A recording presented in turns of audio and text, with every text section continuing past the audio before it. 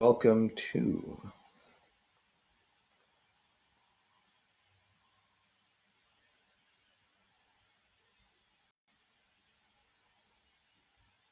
Hey everybody, welcome to another episode of Think Like a Copywriter. I'm your host, the most, as always, Adil Amarsi, and I apologize that my eyes look a little bit red and a little bit sleepy. I've literally just had a little bit of a nap, got up in time, and ran like hell to get on here to give you guys this today's episode. Hey Bogdan, good to see you, my friend. Sorry I didn't reply back to you right away.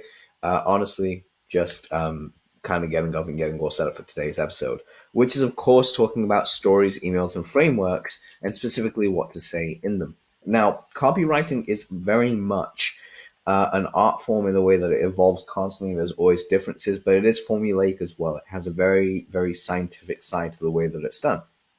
The thing is, you got to learn the way to walk the line between the two, or at least understand how to walk the line between the two. And one of the easiest ways to do so is really understanding the fact that stories sell incredibly. So today, as much as I want to go into the whole thing we usually do, where we have a lot more fun, I really want to give you guys something quite powerful today because it's very, very, very important that you get this. So when you're talking about how I come up with, say, email campaigns, it's very, very simple, like, and knowing what to say in them. It follows a story-based format because there's about seven different stories in the world that you guys can use. Chris Brooker actually used it best. I think it's in Chris Brooker in seven basic movie story plots stories or seven basic stories. I think that's the name of the book. Um, Chris Booker is his name. Seven Basic Plots. Absolutely brilliant book.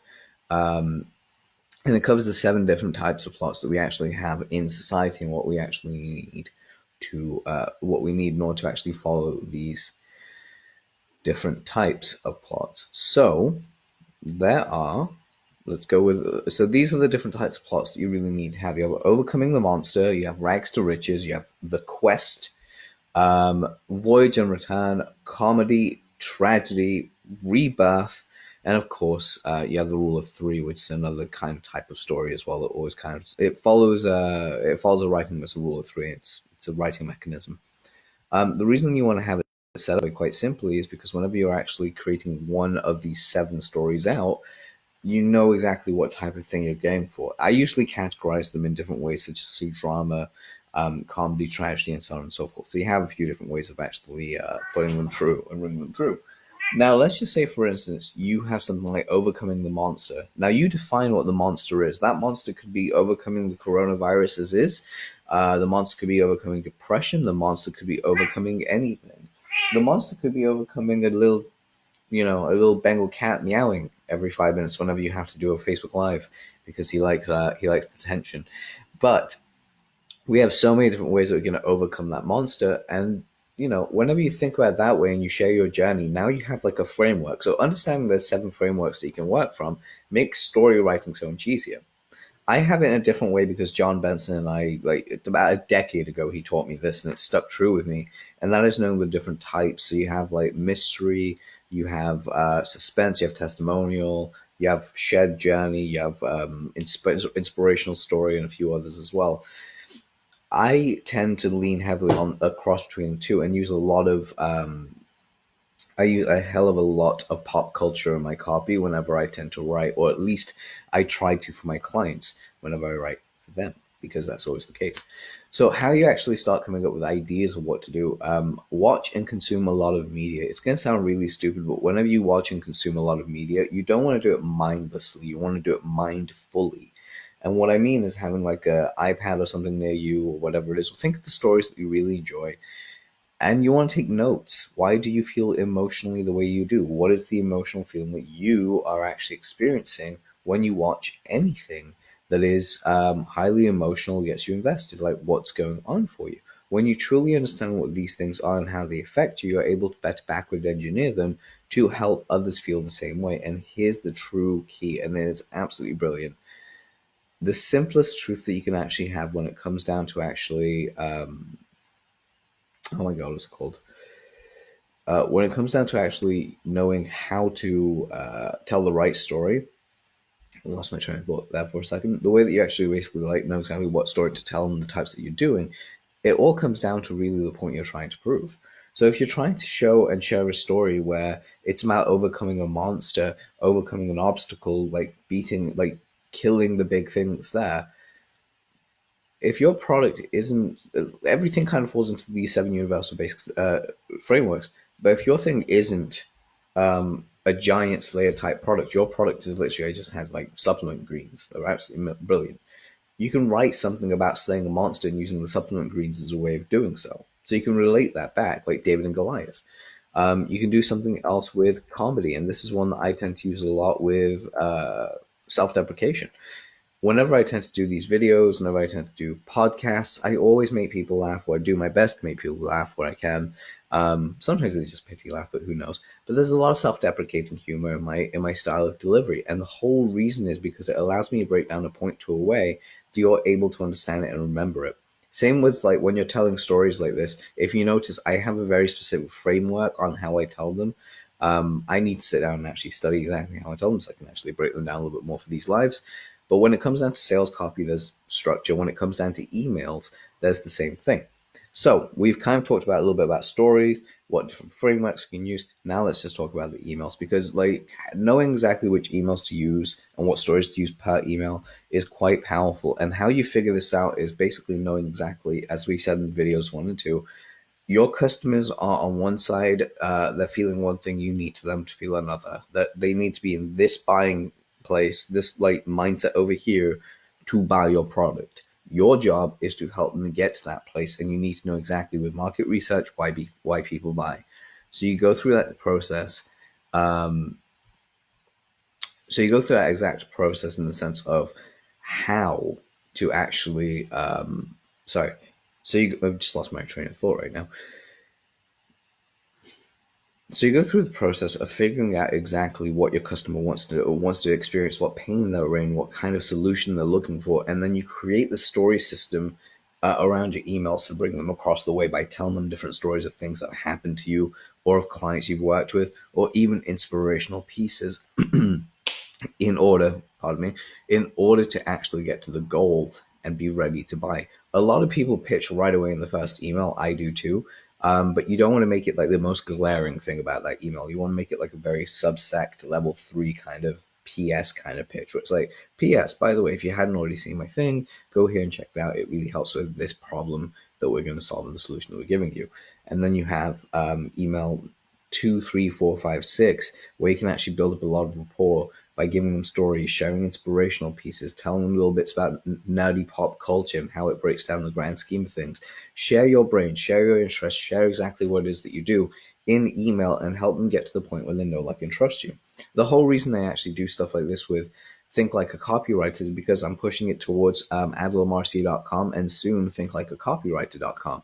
Because the whole thing is, I know for a fact whenever I start talking and conversing with people, I know there's someone that will always want to hire me as a client. So I'm actually giving my best while I can, or giving what is in my mind while I can, in order to actually attract the right customer and client, which is, very transparent in what you do. And that's essentially how you could be and should be if you want to be, really. But kind of getting off my high horse there for a second. But knowing what to say in each email really comes down to knowing exactly where you want your customer to feel. Once you have that, it's just backward engineering. You know exactly the story frameworks. The way that you actually put together those emails are very similar. You have them in, I say things like 40 characters is the absolute max you should have across, and then like down again. So you have 40 characters, new sentence, or new paragraph even. But it's new line, and then I'd say one sentence paragraphs are like a key. So if you write everything in one sentence, full stop, new paragraph, even if it's 3 words, even if it's 1 word, and that's paragraph, fine, so be it. It means it's easier for people to actually follow and know exactly what's going on with you, so they can actually read it and retain the information better. This is something that's very, very powerful. One of the other key areas that I'd actually tell people, especially to look at when it comes down to how is it specifically that we actually write the stories that we do for our clients. Interview your clients' best buyers, interview the people that your clients have bought from it, and ask them stuff like, why did you buy? What was going on? What was going through your head? What problem did it solve? Have they actually done anything good for you? Go through that way, go through their testimonial list, figure this out, and then you can actually talk about those same stories and ideas as in why someone bought in your emails. I had that the other day with one of my clients. We literally had a whole different thought process on how he could sell himself, specifically around the fact that this person's biggest glaring reason for doing so, they believed, was they wanted to look after their mother, and that's why they started their business and all this, that, the other, which is true. They did. It was a third level value, which is fine. There's level three value stuff, but it was probably a level four value thing, where it's quite deep. But the reality was what he was being driven for, was the real truth of what was driving him, was the sheer fact that he never, ever, ever, ever wanted. He had an encounter when he was younger with a homeless person that scared him and, really made him feel and go, I never want to be in this position. I want to help as many homeless people as possible. So he got really good at business, started making a lot of money so he can give a lot to charity. Once he realized that that was his goal, he changed his business. He actually went to a fully, it's now a charity that's being set up, specifically because he wants to work with people in homeless shelters and help them actually build entrepreneurial skills. So it's kind of awesome the way he did that. And his email sequence, whenever people jump on his mailing list, he talks about this. His first thing is like why he became a millionaire, how he did it, how he's giving back, what people know him for, how they can buy his products. He's basically like constantly going through this role of it's essentially bait, hook, reel, release, bait, hook, reel, release. And but here's the crazy thing: eventually, it's bait, hook, reel, keep in. So he uses bait, he uses a hook, he gets them to say yes, they bite, and then he releases them. Meaning in the sense of like he'll take a little bit and then put a little back. Sometimes he'll just take a client fully, as in they are a whale-ish client, where they'll basically go ahead and pay him like $40,000, $50,000, and he'll just spend time with them, get to know them, run their business, help them do what they need to do. But it's essentially he does it, and he just like ticks the thing over. So it's very like ticks over his finances very well. It's very, very interesting. But he only does this because he understands how to combine in story frameworks, email pieces, and he figured out exactly why he was doing what he was doing, to ultimately know why he was selling. So he knew exactly how to use the story frameworks in their most maximum way. Now, that being said, if you guys have any questions, please feel free to go ahead and ask them. Please tag me in them on Thursdays, as always. So Tuesdays and Thursdays are days that I actually really, really, really like being messaged on IG or on here. Please go ahead and ask your questions because they're easy for me to remember and I can answer them on the live. As always, if you haven't already done so, please head on over to adilamarsi.com, or even more so, head on over to the copywritersroom.com if you really want to figure out how I write copy in such a way, specifically around my basis and ethos and copy. So if you head on over to the copywritersroom.com, you'll be able to pick up my training there today. Anyway, guys, I hope you have an amazing day and have an amazing weekend wherever you are in the world. Please hashtag live or replay in the comments below so I know who was watching and who I can actually help out. And if there's anything I can ever do to help you out with your business, or if you have any questions, feel free to reach out to me and we can talk from there. All right, guys, take care. And quick heads up. If you've not already, please go check out Adil Amarsi Unplugged on iTunes. It is my podcast. It's a thing I absolutely love putting out there. There's some very interesting conversations we have with amazing people. It's April right now, so we have the SEM Rush team, their C-suite level, basically coming in to give you guys advice on SEO and how to actually build stuff out. It's actually incredible. So that being said, guys, I will speak to you very soon. Have an amazing day and an amazing weekend. Take care and peace out.